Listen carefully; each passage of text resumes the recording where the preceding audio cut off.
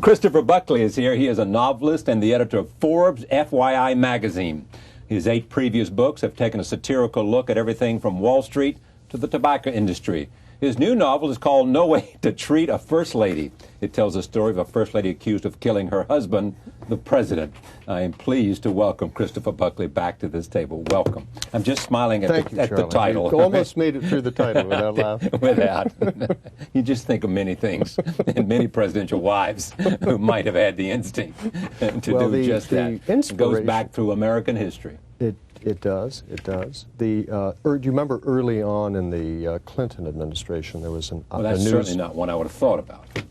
Well, we could go there. No, there was an item in the paper about how she had thrown a lamp at him. Yeah. And did he ever shine her or something? Wasn't this, or was it no, just a story? Oh, as a matter of fact, I think he did have a scrape, but in other reports it was an ashtray. But I remember this item. I kept thinking, well, what if it had connected? Yeah. It would have fallen under the category of, those newspaper stories, marital spat goes tragically awry. And so I did some research. I called some lawyers and said, well, what if this had happened? And it turns out if you kill the president, it can't be, involuntary manslaughter, murder too, or whatever the other terms they use on the TV show Law and Order. It's assassination in the first degree. If a president, became if a president is murdered, it's an assassination. That's basically an assassination.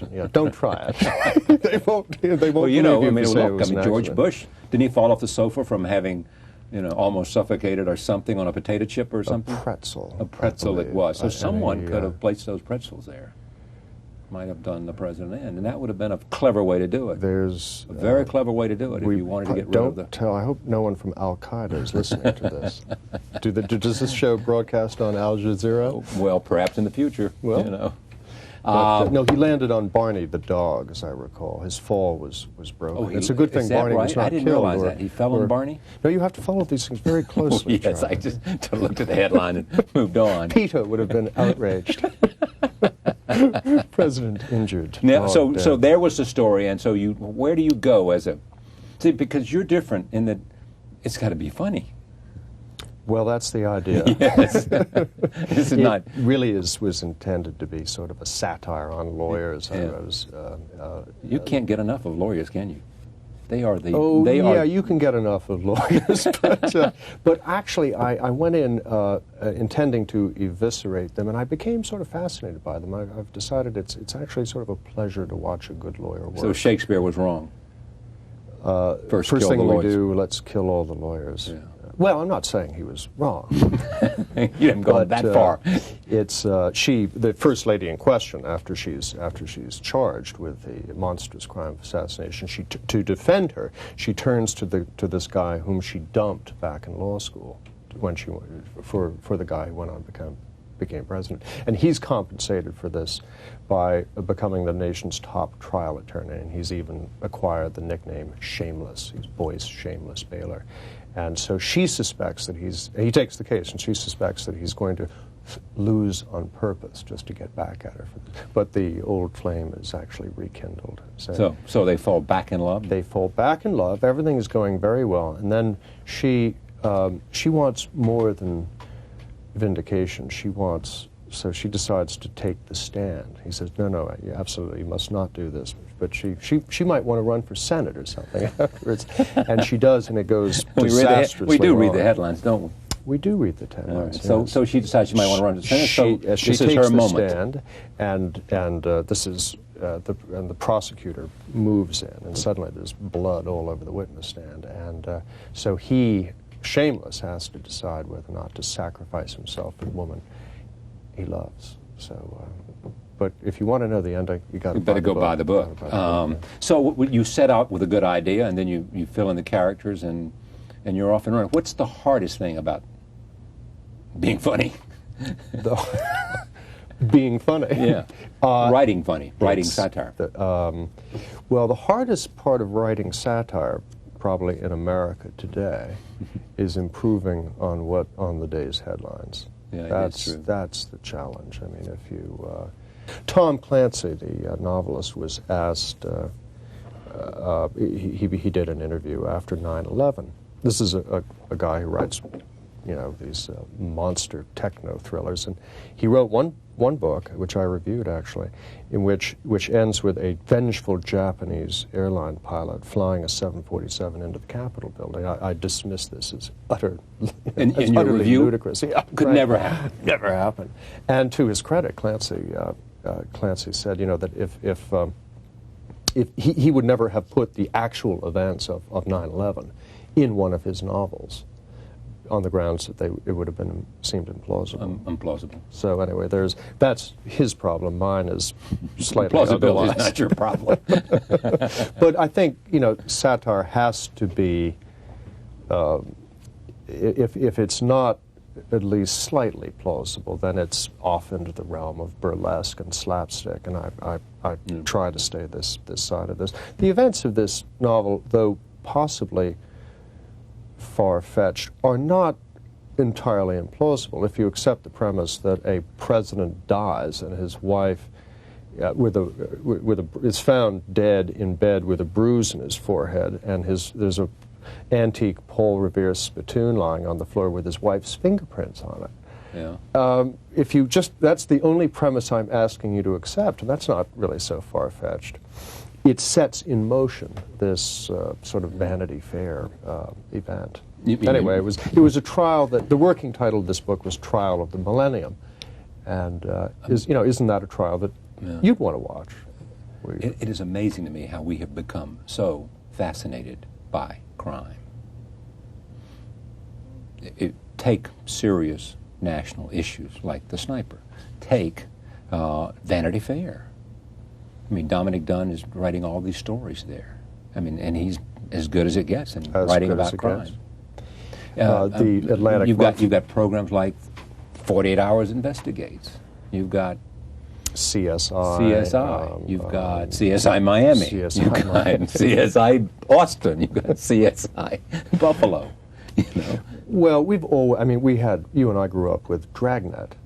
If there had been, no, I was not alive when Dragnet was on the air. Well, you were born during the McKinley administration, was it? Are you nuts? Well, that's right. You didn't have a television. Talk to me about Dragnet. I wasn't alive. But if we had grown up in a 500-channel environment, I suppose two-thirds of the shows would have been. It reminds me of that great crime. story of Bob Torricelli, who was a great guest on this show and was always articulate. But you remember he got in trouble because at some point in a conversation he recollected seeing something on television. And they later found out that he was born 6 years after it was on television. Oh, no kidding. Yeah. To be careful which television you spot. I thought where you were going there was that this was some $10,000 flat plasma screen TV that was gotten for him by that poor Oriental man who's in jail. Who's now in prison. It's true. So are you thrilled by the midterm elections? Your conservatives are doing well. We in the Buckley family. Yes, indeed. Charles have declared a 30-day no-gloat period, but we're actually secretly pretty pleased. I bet there's I can't believe that there have not been some violations. Well, we do it in the bathroom. We go into the bathroom and have a good gloat. It was an interesting election night. My favorite moment, I think, was when James Carville put the wastebasket over his head. I think he ought to consider leaving it there. It's rather a distinct cosmetic improvement. You mean his predictions had gone awry, or his judgment had gone awry? Do you remember this moment? No, I didn't see it. Well, James Carville and Paul Pagala were on Crossfire on CNN, right? This was election night commentary, and at one point James Carville put the wastebasket over his head and left it there for about 5 minutes while Bob Novak was trying to ask him questions. Anyway, what happened? Yeah, he was Bob Novak was sort of declared that it was this election night was the official end of James Carville's it's the economy, stupid mantra. I think he said, it's not the economy, stupid. It's the war, stupid. It's the war. Or it's leadership, or it's something. But it was a tectonic shift, I think, in terms. Well, until the next tectonic shift. This is where the herb moves. It's one of those? Well, I mean, for the first time since The Earth in moved last 70 time. years, you know, a president improved his Historic. got a It's historic majority. Yeah, it's historic. For the first time since 1950, George Will and Michael Barone are the Know official these things. keepers. They actually know these things. They actually know. George Will today said, for the first time since 1952, the majority of the state legislatures are Republican. Good to know that. Yes. But yeah, no, I think it was. I think it was big, but So tell me, what do you 2 think years is an eternity. What do you in think American the secret politics. of George Bush's success is? Well, George Bush would, let's face it, would be in a very different space if it had not been for 9/11. But Sure. we're all in a different space, so let's acknowledge that and move on. I think probably the secret of his success is his single-mindedness. Remember Isaiah Berlin's formulation about the fox and the hedgehog. This is a turn on a precept laid down by a One Greek big idea, Greek or poet, Archilochus. I Now, think. what did he say? I remember this well. It was that the fox knows many small things, but the hedgehog knows one large thing. One big thing. And Reagan classically was a hedgehog. I think Clinton was more of a fox, but he was a very foxy fox. But He was one smart fox. Yeah, he one smart fox, crazy, clever like a fox. But anyway, I think Bush has been absolutely masterful. Whether or not you agree with the merits of going to war with Iraq, although at this point most of the country seems to be agreed on the merits of that. You think so? Well, according to the... With UN, it seems like they also very much wanted the president to go through the United Nations. Yeah, but I think actually, I don't think the majority of the American people care too much for the United Nations. But anyway, I think it was masterful the way Bush. Think I've been spending too much time in New York? Yes, I do, Charlie. I think you need to get back to North your Carolina. roots. North Carolina. You're a friend of Christopher Hitchens, I am indeed. who's engaged in this. When I was in London recently to do a piece for 60 Minutes, they were all a buzz about the fight between Christopher and Martin Amis. What do you make of this? This is two classic British literary types, good friends, probably went to Oxford or Cambridge Bosom together. friends. Bosom I believe friends. they are godfathers to each other's children. Oxford, I assume? Oxford, Yeah. yeah. And now they're into this public tiff about Martin's book, about Stalin. Koba, and yes, it's Martin Amis has finally decided that Stalin was a bad man. I've been telling Martin this for years, and he in this book, which I have not read, because I'm here to promote my book. Well, we've said enough about your book, I think. Yeah, to hell with my book. He I guess, criticizes Christopher for not having denounced Stalin. What you have here is a very high wire pissing match between these two guys who are very bright and very witty, very and bright. very Well, literate. they're the two Stars best of their writers of a generation alive, of journalists probably. who came out of life. Yeah, and it's fascinating to watch, but you don't have to invest it with too much concern. How's your movie career coming? The cigarette book. They were going to make it into a movie. Mel Gibson was going to make it into a movie. And so he That gave was- you that this was big 19 check to well, option it? Big-ish. Big-ish. Warner Brothers now owns it. They bought it from Mel? They bought it for Mel, For- and my one moment of Hollywood triumph was forcing them to exercise the option. The option, of course, is the sort of a down payment. It allows, it means you have the right to buy the property Right. within a specified time. The option period had run out, and I was hearing from enough other people that they wanted actually to make the movie. And I had lost a little bit of faith in Warner Brothers, so they said rather airily, "Oh, well, we'll renew the option for another year." And I said, "No." And there was this sharp intake of breath, because they're not used to being spoken to that way by writers, And within 24 hours, they'd exercised the option. So they owned it. So then the latest...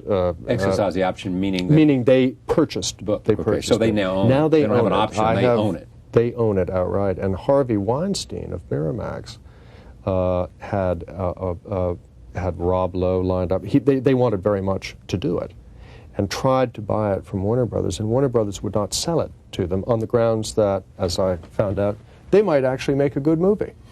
This is the. And where is Mel in all this? Mel is off filming The Life of Christ. He's filming a movie in Italy about the last 12 hours of Christ. I think he's directing it. Now, have you ever written a screenplay? Yes, I have. What was it called? Gone with the Wind. Perhaps you've heard of it. Why don't we have more Gone with the Winds in America? Why not? I mean, have you written a screenplay or not? I have, yeah. What was it called? Not Gone with the Wind. Gone with the Wind Part 4. I've written, it's immaterial what, well, it was called Hell of a Planet, actually. I wrote it for... Hell of a Planet? Hell of a Planet. Hell of a Planet. Did this make filming? Haven't you seen Hell of a Planet? I haven't seen this. Really? No. Well, that's why it was huge. It went straight to DVD? It went straight to audio. There you go. All right, this movie's called Christopher Buckley. Book. No, I'm kidding. Christopher Buckley's new book called No Way to Treat a First Lady, about a presidential assassination. A first lady is accused of murdering her husband. Thank you for coming. We'll be right back. Stay with us.